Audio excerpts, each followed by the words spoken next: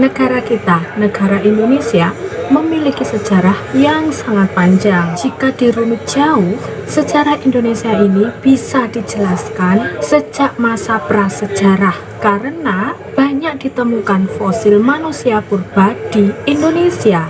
Namun dalam video kali ini guys, kita akan membahas sejarah Indonesia sejak masa kerajaan di bumi Nusantara.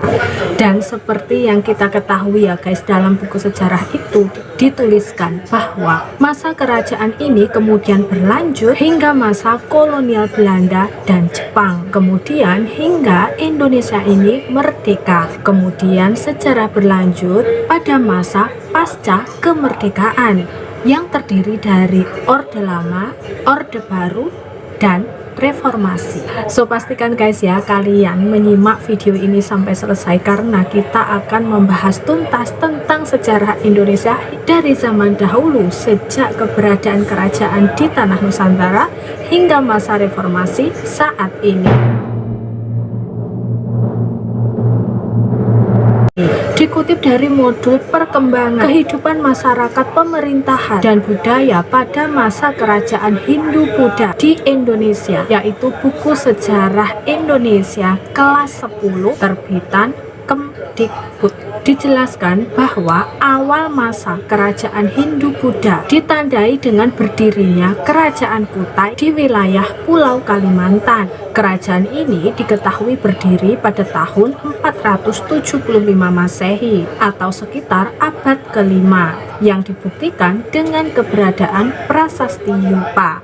Kemudian ada Kerajaan Tarumanegara yang berdiri di wilayah Jawa bagian barat, tepatnya di wilayah Provinsi Banten.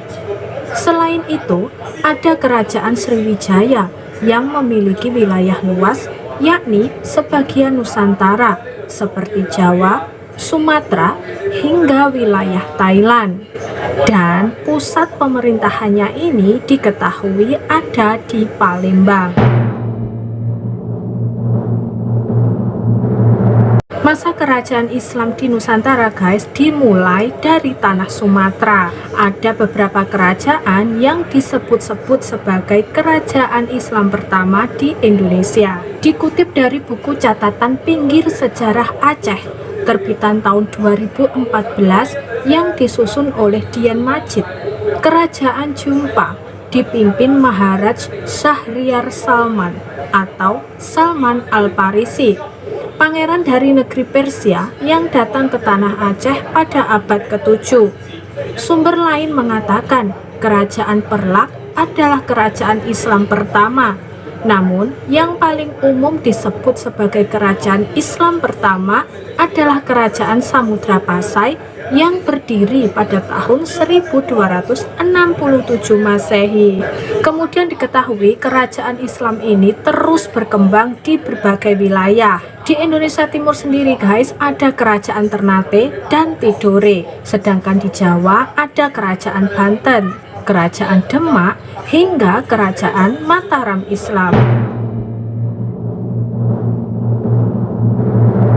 Diketahui dalam buku sejarah ya guys, bahwasanya masa kolonialisme terjadi pada masa kerajaan Islam.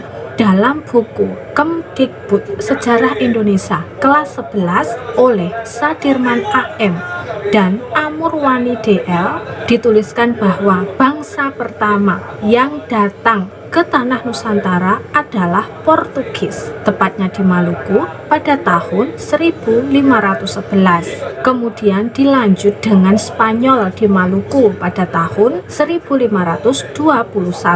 Kemudian Inggris pada tahun 1579. Belanda masuk ke Nusantara pada tahun 1596, tepatnya di Banten, dengan dipimpin oleh Cornelis de Houtman untuk mencari rempah-rempah. Mereka pun terus menjajah Indonesia hingga mendirikan kongsi dagang VOC pada abad ke-17. Semakin lama, masyarakat di Nusantara ini semakin bersatu untuk melawan penjajah dengan munculnya berbagai organisasi pergerakan pemuda. Nama Indonesia pun mulai dikenal. Salah satunya digunakan sebagai nama organisasi, yaitu Perhimpunan Indonesia. Nama ini juga digunakan dalam Sumpah Pemuda, yaitu tanggal 28 Oktober tahun 1928. Saat itu juga diperkenalkan lagu Indonesia Raya oleh Wage Rudolf Supratman. Perlawanan sebenarnya sudah dilakukan sejak lama di berbagai daerah, namun bersifat sporadis. Tahun 1942, Belanda pun menyerah dan meninggalkan Indonesia, namun kemudian justru Jepang yang menjajah Indonesia. Jepang menjanjikan kemerdekaan Indonesia dengan diadakannya sidang BPUPKI dan PPKI. Namun, kalangan pemuda Indonesia ini tidak setuju dengan kemerdekaan yang diberikan oleh Jepang. Pemuda ini ingin agar Soekarno segera memproklamasikan kemerdekaan sendiri. Dilansir dari situs setnek.co.id, pada dini hari tanggal 16 Agustus tahun 1945, Bung Karno dan Bung Hatta terpaksa diculik para pemuda ke Rengas Dengklok. Bung Karno didesak agar segera memproklamasikan kemerdekaan. Sempat terjadi perdebatan panas. Akhirnya Bung Karno setuju memproklamasikan kemerdekaan, yaitu yang terjadi pada tanggal 17 Agustus 1945. Setelah kembali ke Jakarta, mereka ini kemudian berkumpul di rumah Laksamana Maida untuk menyusun naskah proklamasi dan juga membuat bendera merah putih. Kemudian kemerdekaan pun diproklamasikan oleh Soekarno. Itu terjadi di rumahnya, yaitu di Jalan Pagangsaan Timur nomor 56 Jakarta pada pukul 10.00 waktu Indonesia Barat. Pada pemerintahan Presiden Soekarno yang disebut dengan Orde Lama, terjadi sejumlah peristiwa penting, antara lain kedatangan Belanda kembali ke Indonesia, yaitu melalui agresi militer Belanda. Namun kemudian Belanda ini menyerah dan meninggalkan Indonesia. Dikutip dari laman Pemkot Cimahi, ada beberapa kali perubahan sistem pemerintahan, yaitu dari demokrasi parlementer kemudian menjadi demokrasi terpimpin. Pemilu pertama diadakan pada tahun 1955. Selain itu, terjadi pula perjuangan untuk membebaskan Irian Barat yang dikuasai Belanda, hingga akhirnya wilayah terbagi menjadi dua. Pada masa Soekarno, Indonesia ini diketahui juga sempat berkonfrontasi dengan negara tetangga, yaitu Malaysia, hingga memilih mundur dari anggota PBB.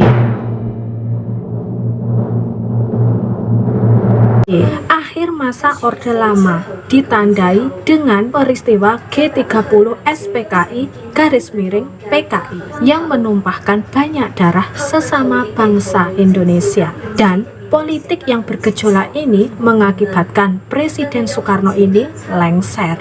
Banyak versi sejarah bertebaran mengenai peristiwa di tahun-tahun ini, mulai tentang organisasi Partai Komunis Indonesia atau PKI hingga kebenaran surat perintah 11 Maret atau Supersmar yang akhirnya membawa Maijen Soeharto menjadi Presiden RI.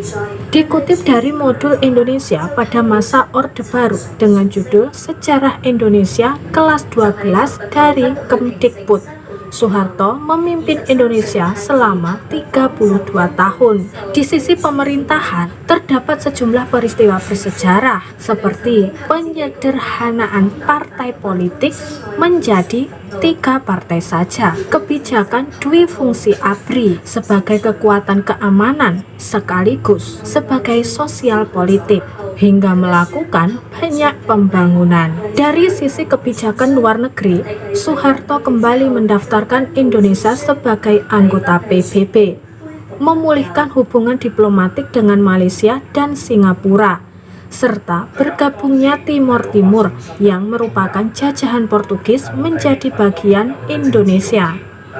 Perkembangan ekonomi yang pesat di masa Soeharto dibarengi dengan praktik korupsi, kolusi, dan nepotisme. Krisis ekonomi datang dan memperburuk situasi politik. Demonstrasi ada di mana-mana hingga terjadi kerusuhan. Soeharto pun kemudian mundur dari jabatan presiden dan kemudian digantikan oleh wakilnya yaitu B.J. Habibie. Kemudian masa reformasi ini ditandai dengan peristiwa berakhirnya Orde Baru. Meski Soeharto ini sudah lengser, masyarakat ini menginginkan agar diadakan pemilu. Pemilu pertama di era reformasi ini diadakan pada tahun 1999 dan pemilu ini mengantarkan Kiai Haji Abdurrahman Wahid atau Gus Dur menjadi Presiden Indonesia keempat. Belum habis masa jabatan, Gus Dur didesak mundur dan akhirnya bersedia mengundurkan diri.